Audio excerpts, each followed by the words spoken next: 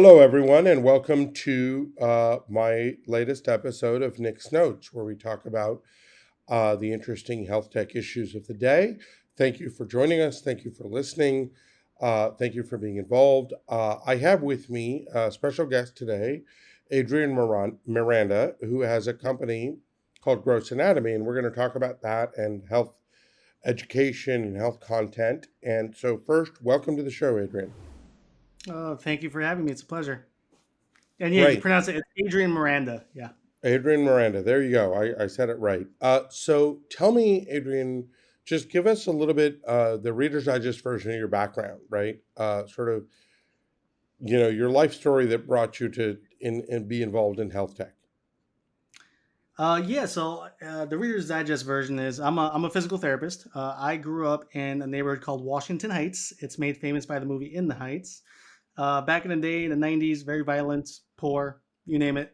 When I was 8, my mother had a hip replacement. And I clearly remember when they came home, and I guess they came home from physical therapy, and my father said to my grandmother, "We can't go back there. We can't afford it." Somehow that stayed in my brain, I guess. And then somehow I got into physical therapy school. I don't ask me how. I took one of those computer aptitude tests in high school. What career should you go into? It was orthopedic surgeon, physical therapist, and athletic trainer. As you know, I didn't know anything about physical therapy. It sounded cool, and I decided to go into that. So I went to Ithaca College, 5-year program. Wasn't the best student, mostly because it was a lot of lecture, and I'm not an auditory learner. So that kind of started the wheels of, this should be done in 3D, or textbooks are antiquated, or I don't know why that was on the test. I don't remember it because it wasn't on the slide. When I graduated right before last semester, I remember coming out of a class and there was like a eureka moment of like, oh, this is just education. This has to be on TV. I want to be on TV. I don't know how I'm going to do it, but I'm going to do it. But the first 5 years were to become an expert, whatever that means, right? So I did a residency in orthopedics, became a certified orthopedic specialist through the American Physical Therapy Association. I started a PhD in orthopedics at Texas Tech, all but dissertation, did my 4 years. And then I couldn't continue. I had a lot of student loan debt, and I was going to school for nonstop. So I decided after about 4 years of practice, 4 years practice, I started learning video production, which was my goal. My dream was always to say, the physical therapy knowledge I got in school, I want to cast it to the public. And I always knew I wanted to have really good design. So I learned video production. I took an adult course in Brooklyn that was affordable. And I just went on YouTube after that and did free projects for other people. I was doing CrossFit at the time. I had made a lot of productions for them. And then I learned Adobe Premiere Pro. Then I learned After Effects. I learned DSLR. I learned different lenses. I learned color correction and grading. Then I got into 3D. Started learning Blender, Unity, Unreal Engine, pretty much. And then I got into acting. So in college I was dancing. I got into dancing accidentally. I grew up playing sports, and there was always this performance thing that I really enjoyed about the performing and the attention, just the feeling of it. Fell into acting accidentally, the community theater, and then I was kind of met. My goal was to be on camera at a local TV station. I came to talk about ACL injuries, and the lights came on, and I was all dressed up, and I was like, "This is not me." So I went into figuring out storytelling. So I learned storytelling, the 3 act play structure, and filmmaking, and not just about editing, but everything about storytelling. And then I meshed the two items, which is my personality was more quirky, as many of my people who meet me say, but it was story driven. So I realized that if I can create a compelling story using pop culture references, original zany characters that you people can see themselves in, I might be better at healing people's injuries or pain by educating them and motivating them than I would in the clinic. And I'm a practicing clinician myself, so I said I can scale this up.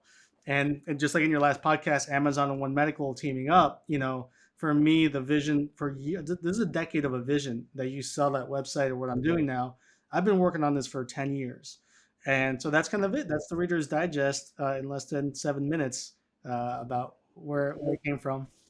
Well, so look. First of all, what I think is fascinating is the different stories that bring people into healthcare technology, right? And in your Hmm. case, you know, realizing and working so hard to go from watching your mom's experience with hip replacement, when you were a kid, to coming out of, poverty to getting educated to building a really great company. First of all, whether it's in healthcare or otherwise, as an entrepreneur, my hat's off to you, and for doing it yourself, and creating something where there was nothing, based on your sheer will and determination. Second of all, I've always thought, and I think health content, and the education of the average American person about their body, whether it's pharmacological, physical, therapeutic, mental health, is extremely important, and really lacking, right?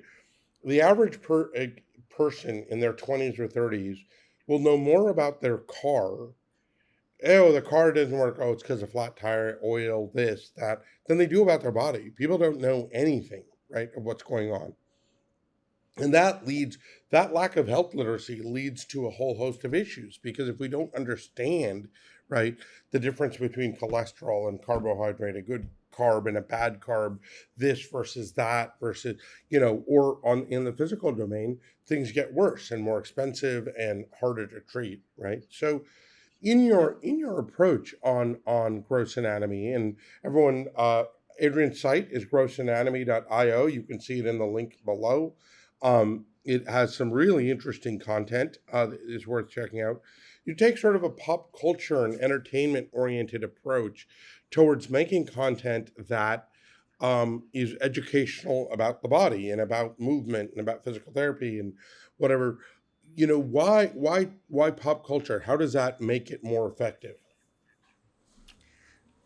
Yeah. So, what's one of the shows that you're into or movies that you recently saw that you're a Top fan of? Gun 2. Top Okay, Gun me 2. too. Right. So, Top Gun, when it came out when I was a year old, 1985, the amount of Navy signups went up by 500% the following year. A movie had that power in our military. So it's funny because I'm actually making a Top Gun 2 parody currently. We're in pre-production for it's going to be hand, so it's going to be the hand topic. But I'm trying to make Nick do something that you're not motivated to do. So if you see yourself in this character, in this scenario, in this fandom that you have, you're 25% more likely to do something that I ask you to. If I don't relate to you at the heart level, made to stick by the Heath brothers, if I don't relate to you at a soul, emotional, heart level, your motivation is going to go down. We're just kind of being sterile, which is the medical field, right? We talk about how doctors don't have time for us.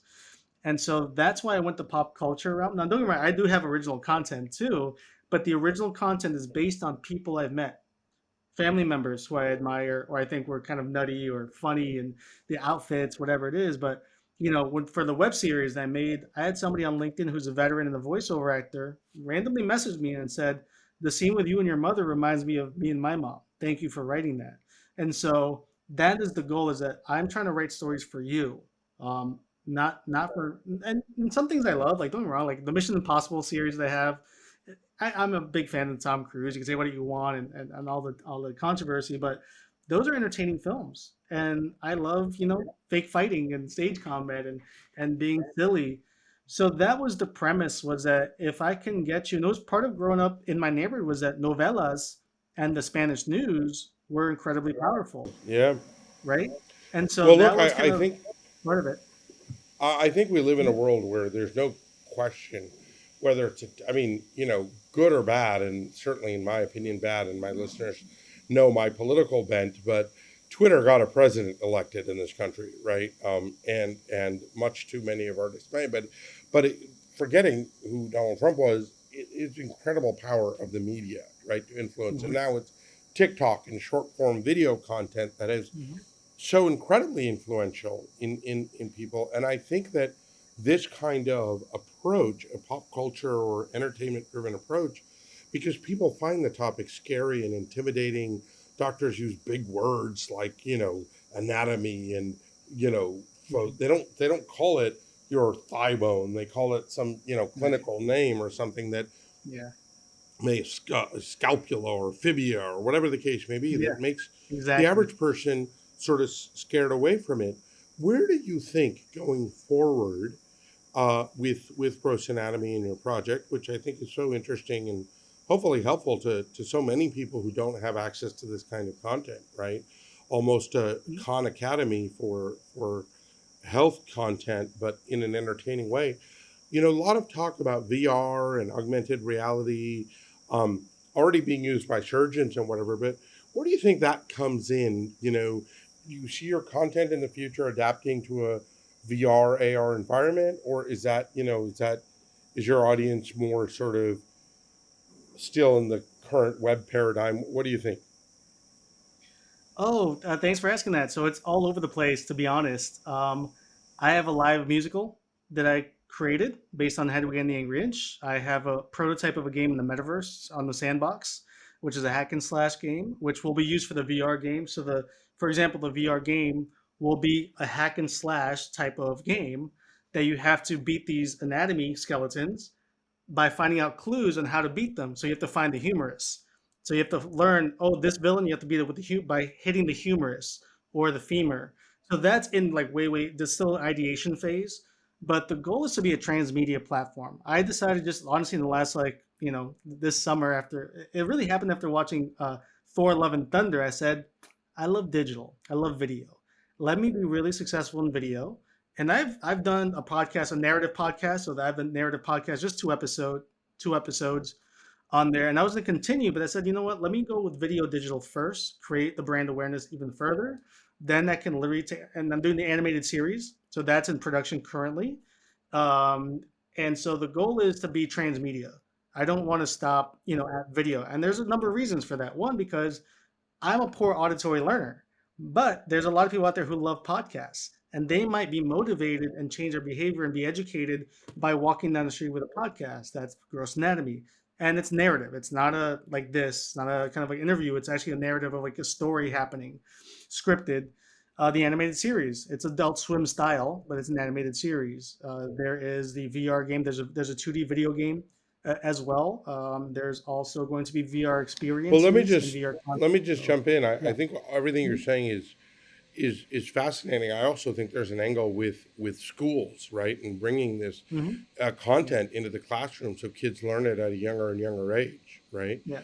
Um, Interesting. look, So we did that with a dance studio. So just this, I have an announcement really on. So a dance studio in the neighborhood asked me to collaborate, and so I went in. And Monday I taught the kids 9 to 12 year olds at a dance studio. This is for like a summer camp. Monday I taught them the anatomy. Then Tuesday I taught them how to write the story, and they can make the jokes themselves. Wednesday and Thursday they did the dance choreography for the film. Friday we filmed. So not only did the kids learn about anatomy, they learned about production and dance on camera and movement, right? So when you produce, you can't sit still. It's a pretty active thing. So that was a pilot that we did just recently, which was I call it a custom package, where other institutions, schools, and this doesn't be children either. It could be higher education. It could be a senior center. It could be organization that you can create original content with the formula that I've created with storytelling and education and the health content to create custom packages that, yeah, one day in schools, it could be part of the curriculum. Like you said, we don't learn much about taxes or how to do balance our checkbooks, and we don't know more about our bodies. So this is a way to get in there. That's the goal. great. So I'll ask for two last answers. Keep them to 30 seconds or less, just in the interest of time. What, leaving your project aside, what are you excited about in health tech other than gross anatomy? What do you see out there? What's happening that really gets you excited? I think the metaverse and the new and just faster and smaller technology web, right? So we're gonna have really cool headsets that are gonna be like AR, like kind of Google Glass or even smaller Quest 2s, but the speed is gonna be infinite, where I can assess you from a distance. My role is entertainment, but I think that the technology is getting smaller, lighter, and faster and cheaper. Cool. And what is your message to someone who is coming up now who comes from an underprivileged background like you did yourself, and um to go and create something like you did? What is the lesson? It's cliche, but it's great. It's kind of like it's just not quitting. So I couldn't afford guitar lessons, so I went to buy a $4 book. and taught myself, as painstakingly as that was.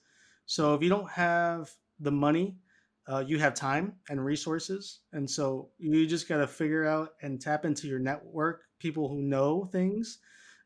It's different than when I was a kid. There's the internet now, right? So I would say, but internet access is not everywhere either. So really, it's just, you know, learn as much as you can from whoever you can. Don't stop, just grind away, and eventually you'll get out of it. Mm-hmm. Okay. All right. Great. Well, look, it was wonderful to have you on the program. I think that you show grit and determination. Gross anatomy is a really cool idea about educating the average person on the human body. Again, check it out in the link below. Adrian, thank you for being my guest. Everyone, thank you for listening to this edition of Nick's Notes. As always, I encourage your participation and feedback and hope you have a great day. Thanks, everyone.